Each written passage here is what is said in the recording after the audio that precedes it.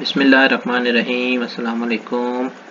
आज का जो हमारा टॉपिक है वो है पीपीईज़। तो मुख्तलिफ़ किस्म के पीपीईज़ यानी कि पर्सनली प्रोटेक्टिव इक्विपमेंट जो साइट के ऊपर या मुख्तलिफ़ ऑर्गेनाइजेशन के अंदर वर्क प्लेस के ऊपर प्रोवाइड की जाते हैं। Helmet, safety goggle, ear protection के लिए एयर प्लग या एयर मफ्स का, safety vest, high visibility jackets. तो ये सारे जो चीज़ें प्रोवाइड की जाती हैं इनको पीपीईज़ कहते हैं। मुख्तलिफ़ किस्म की पीपीईज़ जो हैं वो बताई गई हैं। अब हम बात करेंगे कि पीपीईज़ होती क्या हैं। ठीक है, पीपीईज़ ऐसे इक्विपमेंट्स होते हैं जो वर्कर पहनता है प्रोटेक्ट करने के लिए अपने आप को वर्क प्लेस इन्वायरमेंट में मुख्तलिफ़ किस्म के हैज़र्ड से बचाने के लिए। ठीक है, तो वो हमारे पीपीईज़ कहलाते हैं। मुख्तलिफ़ किस्म की पीपीईज़ की नीचे नाम दिए गए हैं। हेयरिंग प्रोटेक्शन के लिए सेफ्टी गॉगल्स हैं, रिस्पायरेटर्स हैं, सेफ्टी ग्लासेस हैं, हार्ड हैट्स हैं, सेफ्टी शूज़ हैं और ग्लव्स हैं। आज हम इनके बारे में बात करेंगे कि इनको क्यों प्रोटेक्टिंग के लिए इस्तेमाल किया जाता है और क्यों इनको डिज़ाइन किया गया है। ठीक है, पर्सनली प्रोटेक्टिव इक्विपमेंट डिज़ाइन किए गए हैं protect from the worker from serious work place injury, ताकि मुख्तलिफ़ किस्म की सीरियस इंजरीज से वर्कर्स अपने आप को बचा सकते हैं, किसी बीमारी से अपने आप को बचा सकें फिज़िकली अपने आप को बचा सकते हैं, इलेक्ट्रिक शॉक और मैकेनिकली हैज़र्ड से अपने आप को बचा सकें। तो इन सब यानी कि इसको डिज़ाइन ही इसीलिए पर्सनल प्रोटेक्टिव इक्विपमेंट को डिज़ाइन ही इसीलिए किया गया है कि वर्कर्स वर्क प्लेस के ऊपर जितनी भी इंजरीज या सीरियसली हैज़र्ड्स मौजूद हैं तो उनसे अपने आप को बचा सके। तो इसमें मुख्तलिफ़ किस्म के पीपीईज़ के नाम दिए गए हैं। Glasses, hard hat, safety shoes, protective equipment including a variety of devices. मुख्तलिफ़ किस्म की डिवाइसेस होती हैं। Garments, goggles, coverall, gloves, vest, ear plug and respirators वगैरह शामिल होते हैं पीपीईज़ के अंदर। अब इम्पोर्टेंस ऑफ पीपीईज़ यानी कि क्या फ़ायदा है, इनका क्या कब इस्तेमाल होते हैं और क्या क्या फ़ायदे होंगे इनके इस्तेमाल करने से, तो अब हम उसके बारे में डिस्कस करेंगे। When hazard can not be eliminated यानी कि जब हैज़र्ड एलिमिनेट नहीं होता, यानी कि जब इंजीनियरिंग कंट्रोल और एडमिनिस्ट्रेशन कंट्रोल काम नहीं करते तो पीपीईज़ को लाजमी पहनना पड़ता है। यानी कि जब कंट्रोल मेजर्स, एडमिनिस्ट्रेशन कंट्रोल और इंजीनियरिंग कंट्रोल काम नहीं करते तो पीपीईज़ का इस्तेमाल लाजमी हो जाता है। ठीक है, PPEs must be use to protect the eyes, face, head, feet, hands, arm and body, ears and lungs. यानी कि इंसान की या वर्कर की हर चीज़ को प्रोटेक्ट करने के लिए पीपीईज़ का इस्तेमाल किया जाता है जब हैज़र्ड्स को एलिमिनेशन नहीं मिलती तो। ठीक है, तो जब एलिमिनेशन नहीं मिलती तो हम इनको यूज़ करके मुख्तलिफ़ किस्म की इंजरीज से बच सकते हैं। ठीक है, अब वो कौन कौन सी हैं? Chemical burn to eye, chemical irritate to the eyes and skin, particular matters in the eyes. ठीक है, heat burn, slip, trip and fall और कट एंड ऑपरेशन वगैरह की इंजरीज से हम बच सकते हैं। अब रेगुलेशन यानी कि इनका कानून कब बना? 1970 में occupational health and safety act आया। उसके बाद occupational health and safety administration यानी कि ओशा, उसका एक्ट आया। उसके बाद public employ risk reduction act 1994 में रिलीज़ किया गया। यानी कि मुख्तलिफ किस्म के एक्ट हैं जब पीपीईज़ रेगुलेशंस को अप्लाई किया गया।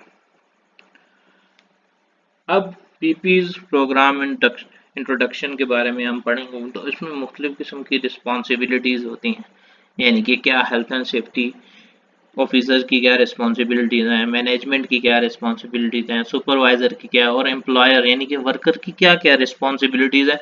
तो वो आज उसके बारे में अब हम डिस्कस करेंगे कि रिस्पॉन्सिबिलिटीज़ क्या हैं पीपीईज़ के बारे में, पीपीईज़ के हिसाब से। तो सबसे पहले सेफ्टी वालों की क्या रिस्पॉन्सिबिलिटीज़ हैं, यानी कि occupational health and safety specialist responsibilities, coordinating the PPEs programme. ठीक है, यानी कि पीपीईज़ प्रोग्राम को कोऑर्डिनेशन जो है वो देनी है, यानी कि कोऑर्डिनेट यानी कि सब बंदों से कोऑर्डिनेट करना है कि आपने पीपीज का प्रोग्राम अटेंड करना है, यानी कि पीपीज के बारे में इंफॉर्मेशन देनी है हर बंदे को हैजर्ड असेसमेंट के बारे में बताना है, analysis of injuries, illness data, selection of PPs and training. तो ये सब चीज़ें किसकी रिस्पॉन्सिबिलिटीज हैं? एक सेफ्टी वाले की रिस्पॉन्सिबिलिटी है। Considered and assessed in the implementation of engineering control from recognise hazard, यानी कि मुख्तलिफ किस्म के अगर हैजर्ड्स हैं उनको ऊपर इंजीनियरिंग कंट्रोल्स का भी इस्तेमाल करना। Maintaining the copy of hazard assessment, reassessment and PP selection documentation, यानी कि जितने भी हैजर्ड असेसमेंट उसने की है या रीअसेसमेंट की है उसको प्रॉपरली डॉक्यूमेंटेशन करना सेफ्टी वाले का काम है। अब मैनेजमेंट का क्या काम है? मैनेजमेंट का काम है कि सप्लाई पीपीज टू एम्प्लॉयज एल एट नो कॉस्ट, यानी कि मैनेजमेंट की रिस्पॉन्सिबिलिटी है कि जो वर्कर्स उसके अंडर काम कर रहे हैं उनको पीपीज नो कॉस्ट, यानी कि बगैर पैसों के फ्री ऑफ कॉस्ट दी जाए। Provide employees with adequate training, और वर्कर्स को एडुकेट ट्रेनिंग भी दी जाए कि वो पीपीज का कैसे इस्तेमाल करेंगे। ये तो मैनेजमेंट की रिस्पॉन्सिबिलिटीज है। फिर आ जाती हैं जी सुपरवाइजर की रिस्पॉन्सिबिलिटी, कि सुपरवाइजर की क्या responsibility? Attend the PPs training section offered by environmental health and safety, performing a hazard assessment and reassessment, ठीक है, fitting employees with PPE's issues, PPE, and providing the manufacturing instruction from use, care, limitation and warning, यानी कि limitations and warnings। ठीक है, मुख्तलिफ किस्म की अब इसमें जिम्मेदारियां हैं सुपरवाइजर की कि वो ट्रेनिंग सेशन भी अटेंड करे, हैजर्ड असेसमेंट और रीअसेसमेंट में भी हिस्सा ले, उसके बाद पीपीज इश्यूज करे अपने वर्कर्स को, provide a health and safety hazard assessment and reassessment, यानी कि उसको चाहिए कि डॉक्यूमेंटेडली प्रोवाइडेड करे हेल्थ एंड सेफ्टी की, जो भी असेसमेंट और रीअसेसमेंट हो रही है उसको प्रॉपरली मेंटेन रखे। उसके बाद आ जाता है जी वर्कर की क्या रिस्पॉन्सिबिलिटीज़ हैं, यानी कि employees responsibilities. Attend the PPs training session offered by health and safety, यानी कि हेल्थ एंड सेफ्टी की तरफ से जो पीपीज की ट्रेनिंग सेशन रखे गए हैं तो उनको अटेंड करना वर्कर की जिम्मेदारी है। उसके बाद अपने पीपीज को क्लीन रखना, मेंटेन रखना, उनको इंस्पेक्ट करना, ठीक है, वो सारी जिम्मेदारियां किसकी आ जाएंगी? एम्प्लॉयज़ की, यानी कि वर्कर्स की। Return all damage PPEs to their immediately supervisor to receive a replacement and only use the PPEs provided by the company. तो यानी कि अगर आपकी पीपीज डैमेज हो जाती हैं तो उससे इमीडिएटली अपने सुपरवाइजर को दें और अपने रिप्लेसमेंट करवाएं, और ऐसी ही पीपीज यूज़ करनी है जो आपको कंपनी दे रही है।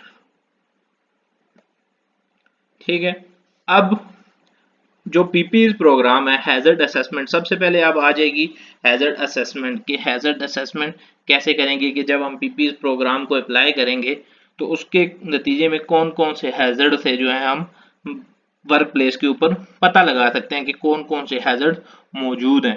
ठीक है, सबसे पहले impact hazard, penetration hazard, compression hazard, chemical hazard, heat hazard, harmful dust, optical radiation, biological hazard, noise hazard और electrical hazard and other hazard, यानी मुख्तलिफ किस्म के जो हैजर्ड मौजूद हैं। अब हम इनके बारे में एक एक करके पढ़ेंगे। सबसे पहले इम्पैक्ट हैजर्ड। इम्पैक्ट हैजर्ड के बारे में कहते हैं कि फॉलिंग ऑब्जेक्ट और पोटेंशियल फ्रॉम ड्रॉपिंग ऑब्जेक्ट, यानी कि ऐसे हैजर्ड जिसमें कोई जो ऑब्जेक्ट है वो ऊपर से गिर जाता है या कोई बंदा उसको फेंकता है, फ्लाइंग ऑब्जेक्ट कहलाता है, तो वो आपके सर के ऊपर हिट करता है या बॉडी के किसी भी हिस्से के ऊपर हिट कर सकता है, तो उस वो जो हैजर्ड कहलाएगा या फ्लाइंग ऑब्जेक्ट या ड्रॉपिंग ऑब्जेक्ट जो हैजर्ड कहलाएगा वो हमारा इम्पैक्ट हैजर्ड कहलाएगा। उसके बाद पेनिट्रेशन हैजर्ड, ऑब्जेक्ट और मशीनरी दे में काज अ पंचर्स, कट और एब्रेशन, यानी कि आपकी मशीनरी में से कुछ ऐसे पार्ट्स निकल रहे हैं जिससे आपके जिस्म के अंदर मुख्तलिफ किस्म के सुराख हो सकते हैं, कट लग सकते हैं, आपके जिस्म को एब्रेशन हो सकते हैं, रगड़ लग सकती है, तो वो हमारे क्या कहलाएंगे? पेनिट्रेशन हैजर्ड, यानी कि किसी भी जो इक्विपमेंट्स हैं जिनके अंदर से शोले निकल रहे होते हैं या वेल्डिंग के दौरान शोले निकल रहे हैं, तो उन शोलों की वजह से आपके जिस्म के ऊपर मुख्तलिफ किस्म के पंचर हो सकते हैं। तो ये हमारे साथ क्या कहलाएंगे, पेनिट्रेशन हैजर्ड्स।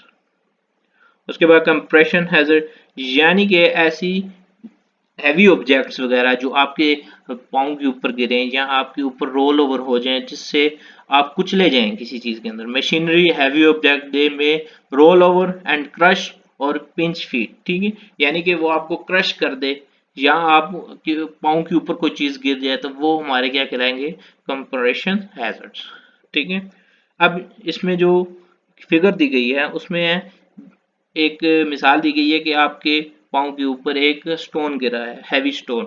तो अगर आपने पीपीज के अंदर सेफ्टी शूज़ का इस्तेमाल किया हुआ है तो सेफ्टी शूज़ आपके पिंच फीट होने से बचा सकता है। उसके बाद chemical hazard, chemical exposure from inhalation और contact with the skin and eyes, यानी कि जब केमिकल के साथ बंदा एक्सपोज होता है तो केमिकल इनहेलेशन यानी कि सांस के जरिए जिस्म के अंदर दाखिल हो सकता है या आपको कांटेक्ट कर सकता है आपकी स्किन के साथ या आंखों के अंदर इरिटेशन पैदा कर सकता है। तो केमिकल हैजर्ड से बचने के लिए भी पीपीज का इस्तेमाल किया जाता है। Heat hazard, hot work area and source of high temperature that could result in burn eyes or ignition of PPEs, यानी कि मुख्तलिफ किस्म के पीपीज जो हैं वो इस्तेमाल किए जाते हैं टेम्परेचर से बचने के लिए भी, ठीक है। अब हार्मफुल डस्ट, डस्ट से बचने के लिए यानी कि सैंड ब्लास्टिंग, सेविंग, ग्राइंडिंग और other generation of airborne dust, यानी कि मुख्तलिफ किस्म की डस्ट वगैरह, यानी कि जैसे आप किसी भी कटिंग करते हैं किसी भी मेटल की तो उसमें से मुख्तलिफ किस्म की फ्यूम्स और डस्ट निकल रही होती है जो आपके लिए हार्मफुल होती है, तो उससे बचने के लिए भी पीपीज का इस्तेमाल किया जा सकता है। उसके बाद ऑप्टिकल रेडिएशन से बचने के लिए पीपीज का इस्तेमाल किया जाए। Source of light and radiation, यानी कि वेल्डिंग के दौरान, कटिंग के दौरान, लेज़र हाई इंटेंसिटी लाइट के दौरान जो है रेडिएशन जो हैं वो आप इंसान को या वर्कर को इफेक्ट करती हैं, तो उससे बचने के लिए भी पीपीज का इस्तेमाल किया जाता है। नॉइस हैजर्ड से बचने के लिए भी हेयर प्रोटेक्शन के लिए एयर मफ्स और एयर प्लग्स का यूज़ किया जाता है जिससे हम अपने कानों की हिफाजत कर सकते हैं। इलेक्ट्रिकल हैजर्ड के लिए भी जब बिजली के मुख्तलिफ हैजर्ड्स होते हैं, जैसे हमने कल पढ़े थे या पिछले टॉपिक के अंदर हमने जो डिस्कस किए थे इलेक्ट्रिकल हैजर्ड, तो उनसे बचने के लिए भी पीपीज का इस्तेमाल किया जाता है। अब सुपरवाइजर जो है वो रीअसेसमेंट करेगा जब उसने पीपीईज को प्रोवाइड कर दिया कि इनको वर्कर्स को यानी कि एम्प्लॉयज़ को जब पीपीई प्रोवाइड कर दिए तो रीअसेसमेंट करेगा कि उसकी क्या इफेक्टिवनेस हुई उसके काम के दौरान, effectiveness of PPS program, injury and illness experience, level of exposure, यानी कि उसके बहुत ज़्यादा इफेक्टिवनेस हुई, उसका इंजरी रेट और इलनेस रेट कम हो गया, उसके लेवल ऑफ एक्सपोजर कम हो गया, एडुकेट इक्विपमेंट सिलेक्शन उसे अच्छे इक्विपमेंट मिल गए, वर्किंग आवर्स अच्छे हो गए, उसके बाद एडुकेट ट्रेनिंग्स दे दी गई, तो प्रोग्राम कॉस्ट कम की, एक्सीडेंट रेट कम हो गया। तो ये सारी रीअसेसमेंट्स के अंदर आती हैं जब एक सुपरवाइजर रीअसेसमेंट करता है अपने वर्क प्लेस के ऊपर, जब वो पीपीज को प्रोवाइड कर देता है। तो अब ओशा रिक्वायरमेंट फ्रॉम पीपीज के ओशा कब रिक्वायरमेंट करता है पीपीज की, जब administration control is not enough for, यानी कि जब एडमिनिस्ट्रेशन कंट्रोल और इंजीनियरिंग कंट्रोल अनइफेक्टिव हो जाते हैं, यानी इफेक्टिवनेस नहीं रहती इन दोनों कंट्रोल मेजर्स के अंदर, तो तब ओशा जो है वो रिक्वायरमेंट करता है पीपीईज की, ठीक है। अब जो जनरली यूज होते हैं पीपीज, अब उनके बारे में हम देख लेते हैं। मुख्तलिफ किस्म के पीपीज जो हैं वो इस्तेमाल होते हैं, जैसे कवरऑल का इस्तेमाल किया, यानी कि प्रोटेक्टिव क्लॉथ्स होते हैं, मुख्तलिफ किस्म के होते हैं, यानी कि हॉट वर्क एरिया के अंदर जो काम कर रहे हैं उनके लिए अलहदा हैं, जो वेल्डिंग के ऊपर काम कर रहे हैं उनके लिए अलहदा हैं, जो मशीनरी के ऊपर काम कर रहे हैं उनके लिए अलहदा अलहदा कवरऑल्स होती हैं। तो ये मुख्तलिफ किस्म की कवरऑल्स हैं। उसके बाद सेफ्टी शूज़ के अंदर कैसा क्या क्या सिस्टम होता है, वो है जो इसके फिंगर्स के ऊपर होती है उसको हम कहते हैं स्टील टो, जो हमारी फिंगर्स या हमारे पंजे को प्रोटेक्शन के लिए इस्तेमाल की जाती है। उसके बाद लेदर इस्तेमाल की जाती है, रबड़, हाई प्लास्टिक इस्तेमाल की जाती है ताकि हम इलेक्ट्रिक शॉक से भी बच सके। उसके बाद ग्लव्स हैं, लेदर ग्लव्स का इस्तेमाल किया जाता है। इलेक्ट्रिकल इक्विपमेंट या इलेक्ट्रिकल मेंटेनेंस के दौरान लेदर ग्लव्स का इस्तेमाल किया जाता है। रबड़ ग्लव्स का इस्तेमाल किया जाता है। केमिकल के साथ काम करते हुए रबड़ ग्लव्स का इस्तेमाल भी किया जाता है। हार्ड हैट यानी कि सेफ्टी हेलमेट्स का इस्तेमाल किया जाता है। उसके बाद safety glasses, different type of glasses हैं। रिस्पायरेटर यानी कि मास्क या रिस्पायरेशन यानी कि सांस लेने वाले आलात जिसमें ऑक्सीजन सिलेंडर्स वगैरह जो हैं वो इसके साथ अटैच किए जाते हैं। एयर प्लग यानी कि कानों की हिफाजत के लिए एयर प्लग या एयर मफ्स का इस्तेमाल किया जाता है। Thank you for watching. More information subscribe my channel.